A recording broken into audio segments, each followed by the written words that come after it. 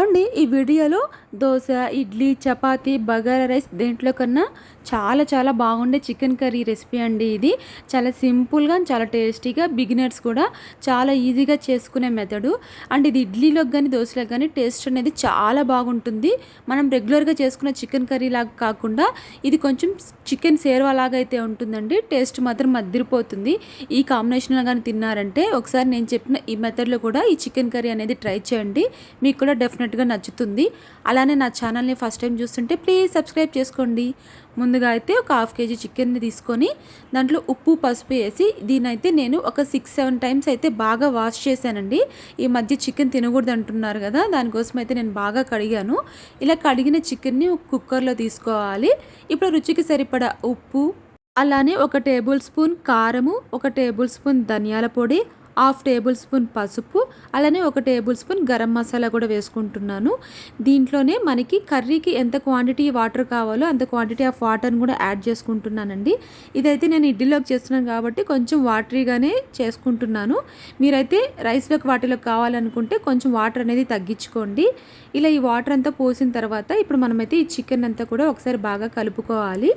మీరు ఇప్పుడే ఉప్పు అనేది కరెక్ట్‌గా చూసుకోండి. ఎందుకంటే ఈ టైంలో ఉప్పు అనేది పడితే చికెన్‌కి టేస్ట్ అనేది చాలా బాగా వస్తుంది.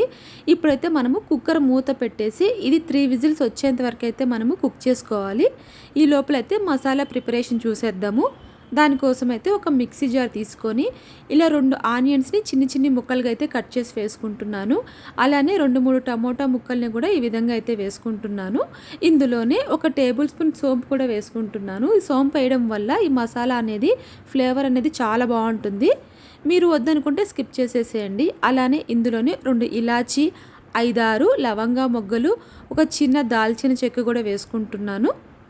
స్పైసెస్ ఎక్కువ తినేవాళ్ళు వీటి క్వాంటిటీ అనేది పెంచుకోవచ్చండి. నేను ఇందులోనే ఒక 3-4 మిరియాలు కూడా వేసుకుంటున్నాను. అలానే ఒక టేబుల్ స్పూన్ తెల్ల నువ్వులు అయితే వేసుకుంటున్నాను. మీకు నచ్చితే కాజు కూడా వేసుకోండి. ఇప్పుడు ఇందులోనే ఒక టేబుల్ స్పూన్ అల్లం వెల్లుల్లి పేస్ట్ కూడా వేస్తున్నాను.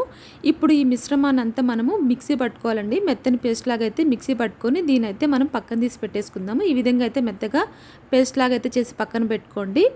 ఇప్పుడైతే స్టవ్ పైన ఒక చిన్ని బాణాలు పెట్టి ఆయిల్ పోయాలి.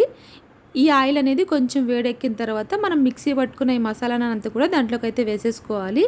ఈ మసాలా అనేది ఆయిల్ పైకి తేలి పచ్చివాసన పోయేంత వరకు అయితే మనము బాగా ఫ్రై చేసుకోవాలండి. ఈ కర్రీలో మెయిన్ ఇంగ్రీడియంట్స్ ఈ మసాలానే అండి. ఈ మసాలా అనేది మనకి ఎంత బాగా ఫ్రై అయితే కర్రీ టేస్ట్ అనేది అంత బాగుంటుంది. దీన్ని మాత్రం కింద మాడకుండా అయితే మనము బాగా ఫ్రై చేసుకోవాలండి. ఇదంతా కూడా నీట్గా ఫ్రై చేసుకోవాలి. ఒక 5-10 మినిట్స్ అయితే ఇలా పడుతుందండి టైము. చూసారు కదా, దగ్గరికి అయితే వచ్చేసింది. ఆయిల్ అనేది పైకి తేలుతోంది. ఈ స్టేజ్లోనే మీకు నచ్చితే కొద్దిగా పుదీనా కూడా వేసుకోండి, లేదంటే స్కిప్ చేసేసేయండి. పుదీనా వేయడం వల్ల ఈ చికెన్ కర్రీకి కొంచెం ఫ్లేవర్ అనేది బాగుంటుంది.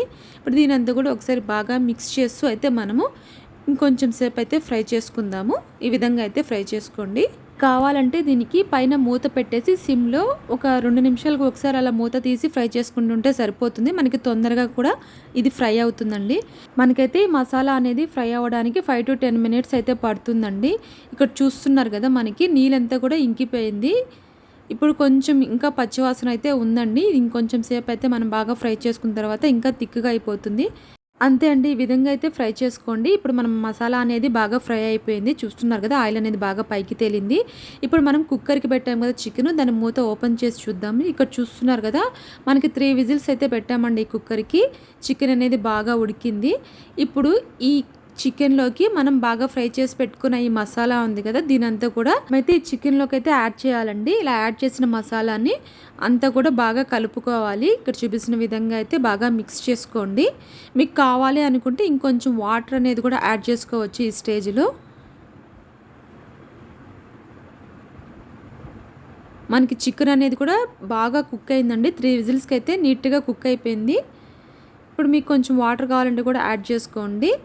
అంతే అండి, ఇది ఒక పొంగు వచ్చేంత వరకు అయితే మనము ఇంకొంచెం సేపు అయితే కుక్ చేసుకుంటే మన చికెన్ కర్రీ అనేది రెడీ అయిపోతుంది.